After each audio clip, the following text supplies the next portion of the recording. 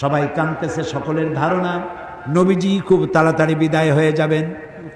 ঘরের মধ্যে স্ত্রীরা কাঁদেন, জামাই কাঁদেন, নাতি নাতনি কাঁদেন। সব থেকে বেশি কাঁদছেন হযরতে মা ফাতিমা রাদিয়াল্লাহু তাআলা আনহা। রাসূলুল্লাহর হুশ এলো, হযরত ফাতেমার কান্না দেখে কাছে ইশারা করে ডাকলেন, কানে কানে কি যেন বললেন।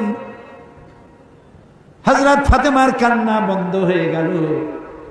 হযরত আয়েশা ফাতেমাকে ডেকে বলেন, মা তোমার আব্বা জান কি তোমারে বলল, কান্না বন্ধ হলো তোমার?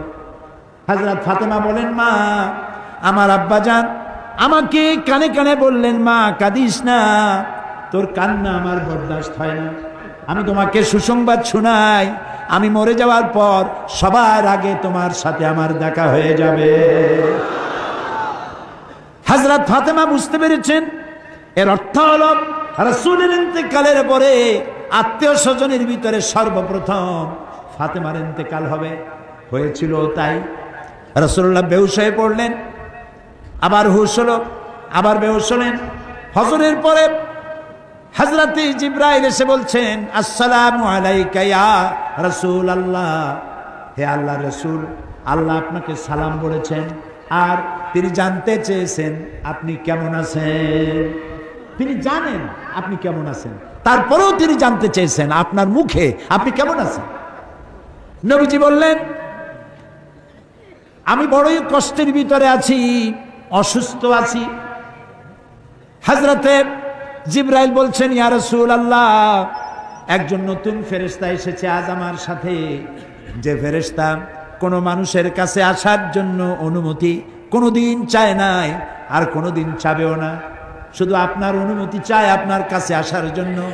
সে ফেরেশতার নাম মালাকুল মউত। হযরতে মালাকুল মউত রাসূলের অনুমতি নিয়ে রাসূলের জাসাদ মোবারকের কাছে এসে সালাম পেশ করলেন। বললেন, ইয়া রাসূলুল্লাহ, আদম আলাইহিস সালাম থেকে নিয়ে শুরু করে এই পর্যন্ত আমি যত মানুষের জান কবজ করেছি আর কিয়ামত পর্যন্ত যত মানুষের জান কবজ করব, কারো কাছে অনুমতি চাই নাই, অনুমতি চাওয়াও আমার লাগবে না। কিন্তু আজকে আসার সময় আল্লাহ রাব্বুল আলামিন আমাকে বলেছেন আমি যেন আপনার অনুমতি চাই। রাসূলুল্লাহ বললেন, মালাকুল মউত, আমি যদি তোমাকে অনুমতি না দেই?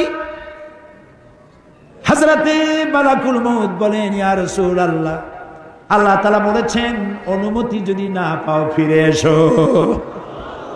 আল্লাহু আকবার।